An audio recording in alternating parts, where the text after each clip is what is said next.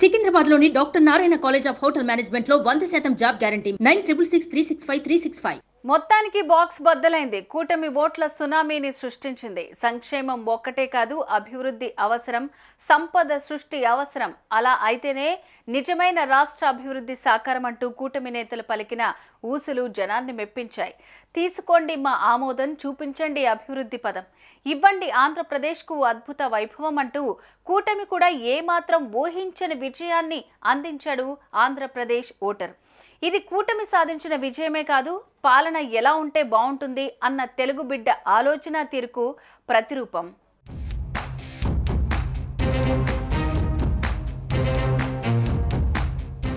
అభివృద్ధి అంటే చంద్రబాబుకే సాధ్యమన్న నమ్మకం.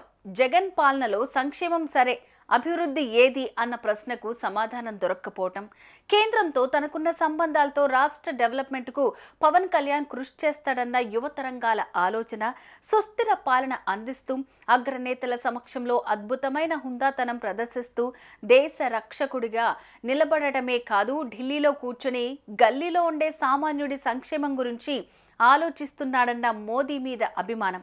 వీటన్నిటికి మించి టీడీపీ అధికారంలో ఉన్నప్పుడు ఎలాంటి అభివృద్ధి జరిగింది, వైసీపీ వచ్చిన తర్వాత అది ఎలా ఆగింది అన్న ఆవేదన. వీటితో పాటు టీడీపీ 6 హామీలు, జనసేన మేనిఫెస్టో అన్ని కలగలిశాయి. అటుకులు చిటుకులు మారాయి. అటు ఇటైంది. కమలం జెండాను హ్యాండిల్ మీద కట్టుకుని, గ్లాసును వెంటబెట్టుకుని రివ్వున కదిలిన సైకిల్ ఓట్ల సునామీని సృష్టించింది. ఫ్యాన్ రెక్కల్ని తునకలు చేసేసింది. ఇది టీడీపీ మరోసారి సాధించిన మహా విజయం. ఓటు చీలనివ్వండంటూ పట్టుబట్టి కూటమిని కూడగట్టి రణరంగంలోకి దిగిన జనసేన సాధించిన జన విజయం. ఒక ఇంజన్కు మరో ఇంజన్ జత చేసి అభివృద్ధిని, సంక్షేమాన్ని సాధిస్తానంటూ చెప్పి మోడీ కూడగట్టిన మరో విజయం.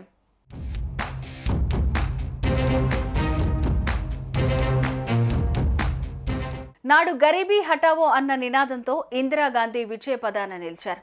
ఆత్మగౌరవ నినాదంతో ఎన్టీఆర్ అప్పట్లో కాంగ్రెస్ పార్టీకి చుక్కలు చూపించారు. నేడు అభివృద్ధి నినాదంతో కూటమి ఫ్యాన్ రెక్కల్ని విచ్చేసింది.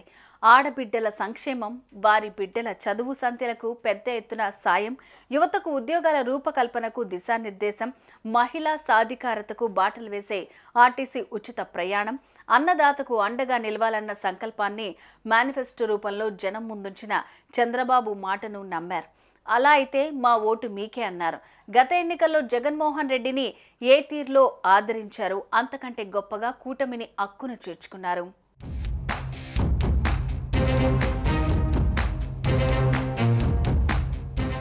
ఓవైపు 3 పార్టీలు కలిసి సభలు పెడితే ఎంతమంది జనం వస్తున్నారో, జగన్మోహన్ రెడ్డి ఒక్కడే పెట్టిన సభకు కూడా అదే స్థాయిలో జనం రావటం అన్నది కాకలు తీరిన విశ్లేషకులను సైతం ఆలోచనలో పడేసింది.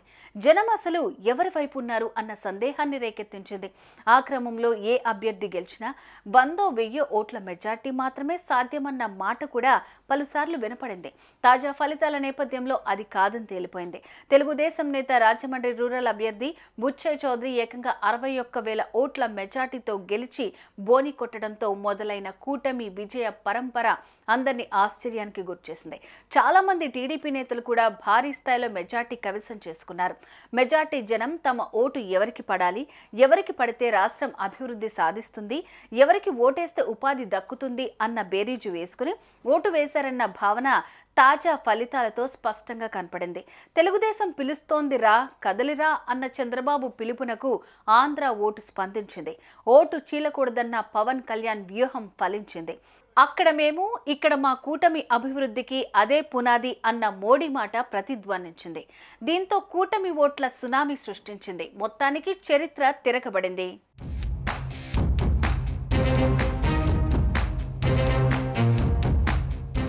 సుమన్ టీవీలో మీ పర్సనల్ అండ్ బిజినెస్ ప్రమోషన్స్ కోసం కింది నెంబర్కి కాంటాక్ట్ చేయండి.